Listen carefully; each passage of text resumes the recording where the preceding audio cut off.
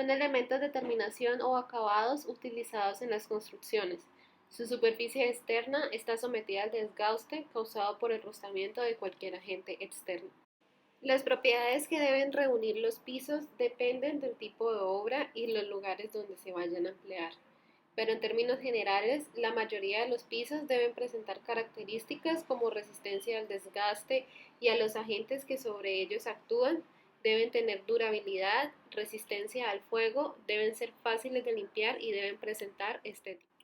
Además, en ciertas obras es necesario que los pisos cumplan con ciertas especificaciones, como ser resistentes a los ácidos, como en los laboratorios, tener aislamiento acústico necesario en las salas de música, ofrecer impermeabilidad necesario en los baños y ser antirresbalantes como en rapas o pisos exteriores.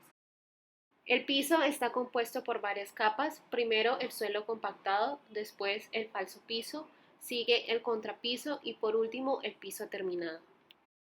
Suelo compactado. El material de relleno, lo aconsejable es un material de afirmado. Sin embargo, como el relleno es solo de apoyo al falso piso, se puede utilizar también un material extraído de las excavaciones de la cimentación, quitando las piedras con tamaños mayores a 5 centímetros y otro tipo de material. El material debe ser humedecido antes de ser usado para que esté húmedo en todo el material. Posterior al material de relleno, se replantea la nivelación. En esta se descuenta el piso terminado, el contrapiso y el falso piso para poder determinar exactamente cuál va a ser el nivel. Aproximadamente son 11 centímetros, sin embargo, los espesores y los niveles son indicados en los planos. Por último, se da la compactación con los espesores mínimos de 15 centímetros cada uno. Depende de lo que sea necesario. Lo ideal es utilizar una plancha compactadora o en su defecto un pisón. La última capa debe quedar a la altura necesaria del contrapiso y la compactación ayudará a evitar futuros asentamientos. Una vez compactado el relleno y antes de vaciar el falso piso, se debe terminar de instalar y probar la red de desagüe. Posterior a esto, se recomienda proteger las tuberías cubriéndolas con concreto pobre luego de verificar su funcionamiento.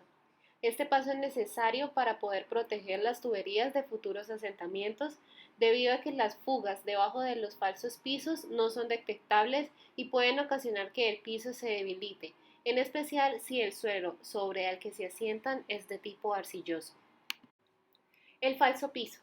El falso piso es una losa de concreto simple que se encarga de soportar y distribuir las cargas que se aplicarán sobre el piso de la vivienda. Además, tiene como objetivo aislar el ambiente del suelo, evitando la transmisión de humedad y dándole resistencia al piso de acuerdo al uso que se le dará. Este se apoya directamente en el suelo natural o de relleno y sirve de base para los pisos de planta baja. Se construye solo en los pisos de primer nivel, usualmente en los que están en contacto con el suelo, no se realiza en niveles superiores o que estén sobre una losa o un entrepiso. Este se hace al final del proceso constructivo. Es mejor construirlo después de los sobrecimientos para poder trabajar más limpio y ordenado. El espesor usualmente es de 7.5 centímetros. Se debe revisar que la superficie esté limpia para no contaminar la mezcla. Se vacía el concreto sobre la superficie compactada y se reparte rápida y de manera uniforme, utilizando una regla de empareje. Y el resultado debe ser plano y nivelado.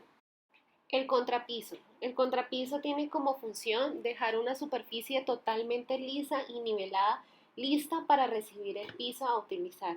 El contrapiso se debe ejecutar al finalizar para que no se exponga a ser maltratado por alguna otra actividad.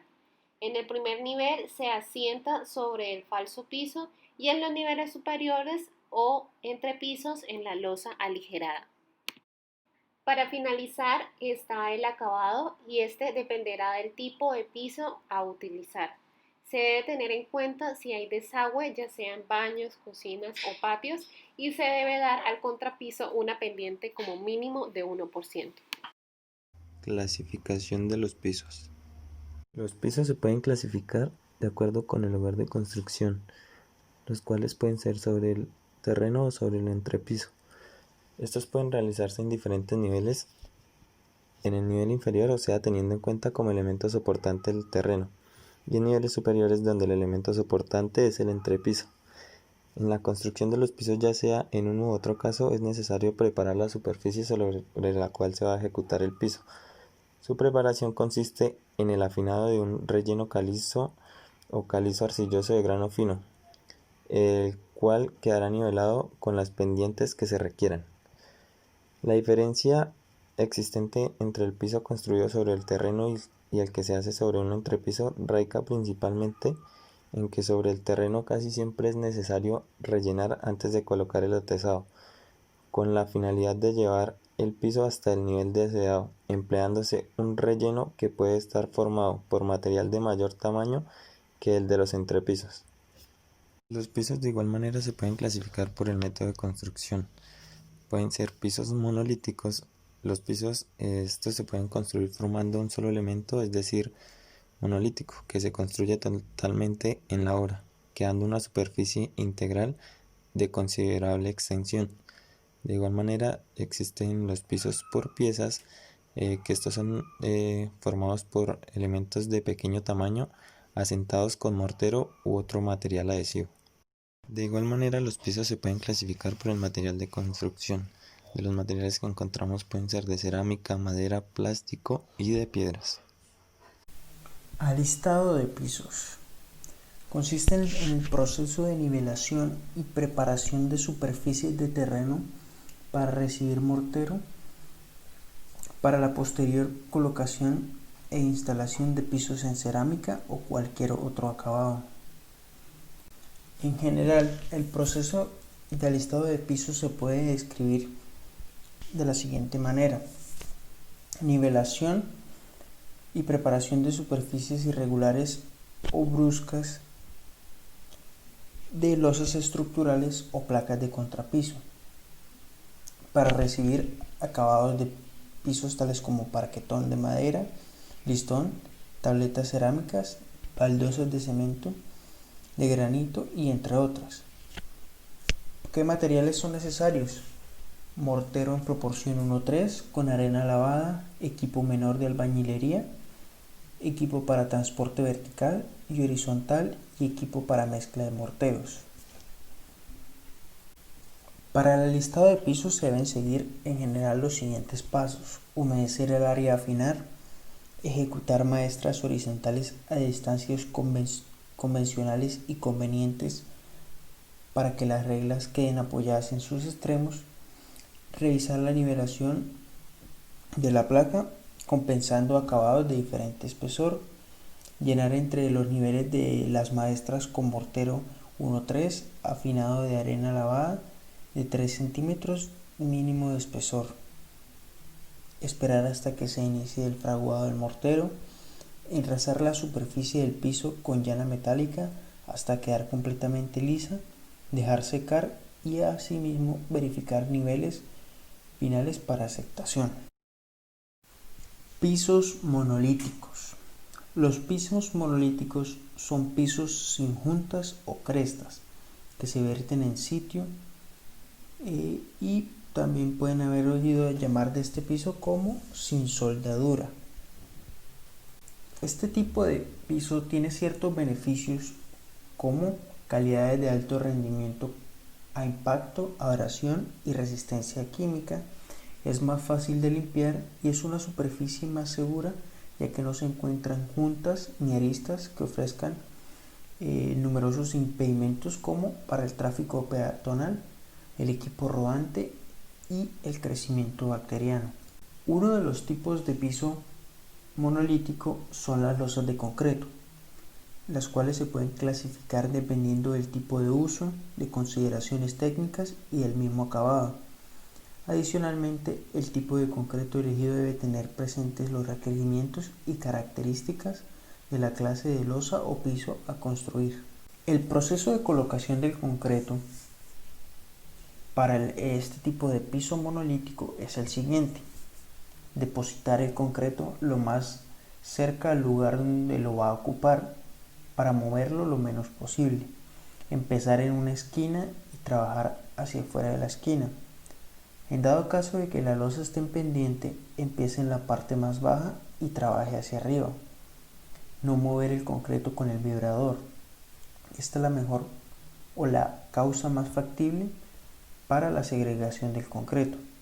Usar las herramientas apropiadas para mover horizontalmente el concreto, como son las palas cuadradas, rastrillos para el concreto.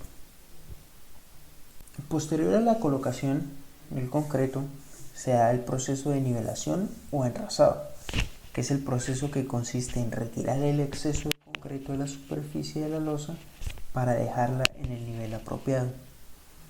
Las reglas vibratorias